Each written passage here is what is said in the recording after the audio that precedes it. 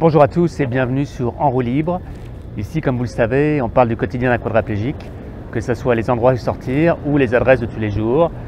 Si vous vivez au Québec ou que vous voulez venir visiter le Québec, n'hésitez pas à souscrire à cette chaîne car je parle régulièrement des meilleurs endroits adaptés. Aujourd'hui, on va aller voir un café. Un café s'appelle Maudit Bonheur. Ça a ouvert il y a un peu plus d'1 an. J'avais pas eu l'occasion d'y aller à cause de la Covid. On va voir un petit peu qu'est-ce qu'ils proposent comme produit et qu'est-ce qu'ils ont en termes d'accessibilité. Je sais par téléphone que ça ne va pas être hyper facile de passer. Ils ont une rampe pliable. Et je voulais saluer le fait qu'ils essayent, malgré le fait qu'ils étaient dans une situation compliquée pour faire passer des personnes handicapées finalement. Donc on va voir comment ça se passe et on va regarder ça ensemble. Ça se situe sur la rue Bélanger et Delaroche, à 2 pas du marché Jean Talon, à Montréal bien sûr. C'est dans la série des endroits où sortir et on va voir ensemble l'accessibilité et bien sûr la qualité des produits.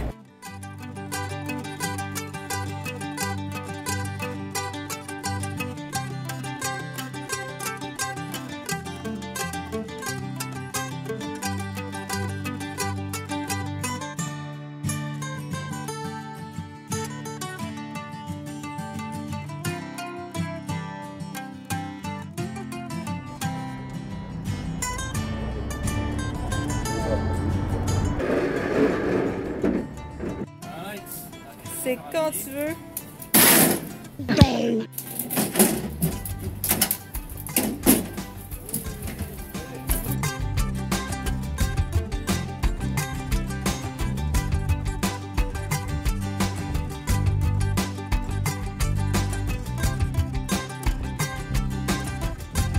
Alors bonjour Martin, tout d'abord merci de nous recevoir chez toi. Raconte-nous un petit peu ce qui vous a amené, toi et Marie, à ouvrir le café Maudit Bonheur. Je pense que c'est une belle rencontre de 2 rêves. Tu sais, selon ma mère, je veux un resto depuis que j'ai 3 ans. Puis ça fait 10 ans que je suis avec Marie. Puis elle a toujours parlé d'avoir un jour un espace, un lieu, un café dans son cas. Tu sais, on travaillait pour quelqu'un qui avait ce local-ci à l'époque. Puis eux ont dit un jour, on doit déménager, agrandir et sous-louer notre local. Puis ça les pesait. Et là, on leur a dit, OK. On s'est regardé, Marie et moi, on a fait OK, c'est un signe. C'est le bon moment. C'est le bon moment. On loue, on sous-loue votre local, puis on sauve un café. Puis voilà. Excellent. Ça fait à peu près un peu plus d'1 an maintenant, c'est ça que c'est exactement 1 an au moment où on se parle, toi et moi. Là. OK. Bon, et puis jusque-là, l'aventure. C'est le bonheur. C'est vraiment le fun. J'ai cru voir sur le site internet que vous mettiez beaucoup l'emphase sur les produits locaux, les produits du Québec. Comment ça se passe ce processus? Est-ce que c'est quelque chose que tu avais déjà dès le début en tête? Oui, oui. Je pense que ça n'a même pas été un questionnement réellement. J'ai longtemps été porte-parole de produits du Québec, produits d'ici. Fait que tu sais, c'était comme un instinct naturel. Puis Marie et moi, on adore les road trips. Fait que là, on faisait ça bien avant le commerce de aller quelque part, telle région, on va explorer telle ville ou tel coin, puis on fait les boutiques, les épiceries, on regarde les produits qu'il y a. Maintenant, on regarde avec un double intérêt. Est-ce que les gens voudraient faire commerce? Souvent, il y a des gens qui n'avaient jamais fait ça, tu sais, qui vendaient chez eux. Je dis, ouais, mais peut-être que ça pourrait intéresser les gens à Montréal. Puis à l'inverse, il y a des représentants qui sont venus nous voir en disant, bien, on a des produits du Québec, on aimerait ça les avoir chez vous. Tant qu'ils me flattent dans le bon sens, là, je les écoute. La seule règle, et c'est réellement la seule règle, il faut qu'on aime ça. Il faut qu'on aime le produit. Les gens disent, vous n'avez pas goûté à tout ça? Je fais, oh que oui. Ah, mais je te crois. Ah oui, on reçoit un produit, puis on y goûte. Puis les représentants qui viennent, je le dis avant tout, avant la dégustation. Si j'aime pas, je prends pas. C'est pas que votre produit n'est pas bon, c'est que moi, j'aime pas ça. Ou Marie, tu sais. Fait qu'on ne le prendra pas. Je serais pas capable de le vendre d'une façon ou d'une autre, tu sais. Puis la game se joue très bien, les gens le savent. Puis ça va bien. En termes d'accessibilité, on l'a vu, c'est pas forcément l'endroit le plus facilement accessible avec les marches. On est en plein centre-ville de Montréal, c'est jamais idéal. Mais bon, vous avez une rampe pliable. Est-ce que ça a toujours été un souhait que ça soit accessible au plus grand nombre?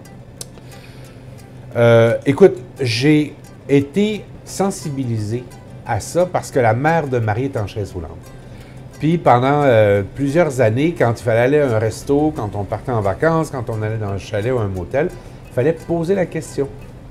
Jamais de ma vie, j'aurais pensé à ça, tu sais. est-ce que c'est accessible pour les chaises? Parce que dans ma petite tête de personne naïve, tout est accessible. Aujourd'hui, c'est normal. Tu sais, je veux dire, tu fais un commerce, tu ouvres un commerce, ben tu penses aux chaises roulantes. Ben non! Et tu le sais plus que moi. Ben non. Fait que, quand on a ouvert le commerce ici, on n'a pas pensé aux chaises roulantes. Puis après, la mère de Marie a dit « Ah, j'ai hâte d'y aller. » C'est venu naturellement grâce à la mère de Marie. Ben oui, baptême, si tu viens, ça nous prend quelque chose. Et là, le père de Marie avait déjà cette rampe-là. Toi, t'arrives avec ton 4x4, puis on fait « Ben, on l'a. » J'espère beaucoup d'autres. Ben, j'espère aussi, tu sais. Puis j'espère que le réflexe sera pas « On va les déranger ». Puis la prochaine chaise roulante qui vient, ben, si elle accepte d'avoir de l'aide, parce que tu sais, il faut que je te soulève un peu, il faut que je te pousse, tu sais. Fait que c'est là qu'on en est. Excellent.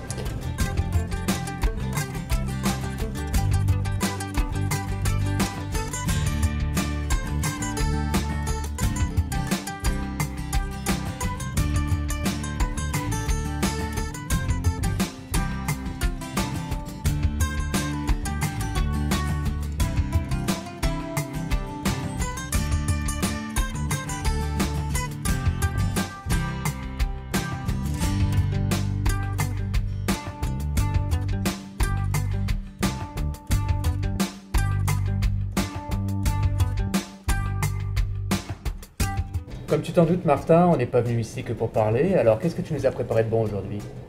Je t'ai fait le sandwich le plus populaire, le sandwich au porc effiloché, qui est venu, pas tant le sandwich lui-même, mais d'avoir un lunch salé. Ça venait des clients. Parce qu'au début, Marie et moi, on voulait juste un café, quelques sucreries, puis c'était tout, là. Puis les clients disaient un petit salé, une petite salade, soupe, un petit sandwich. Bon. Fait que là, on est tombé dans les grilled cheese, on est tombé dans les sandwichs, on a commencé ça. Puis finalement, je veux tourner ça tranquillement en sandwicherie. Je trouve ça très agréable. Ça encore oui, plus, vraiment. Okay. On a plein d'idées cet été. On a 4 nouveaux sandwichs qu'on va essayer, tu sais, puis j'ai vraiment hâte. Mais celui que tu as essayé, c'est le plus populaire, qui est le sandwich au porc effiloché. C'est fait maison, c'est fait sur place. Absolument! Oh, oui, oui.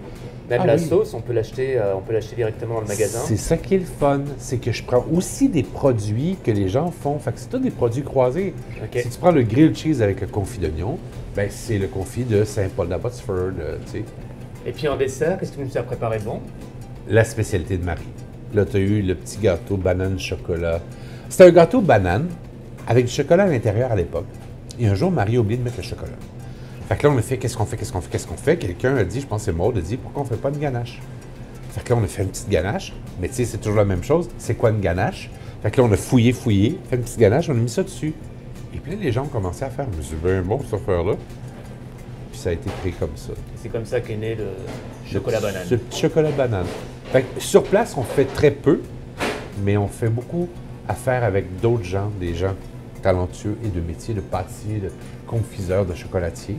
Finalement, c'est un travail d'équipe qui marche super bien. Merci Martin, merci de nous avoir donné du temps. Ça fait plaisir, man. Et à la prochaine. À la prochaine.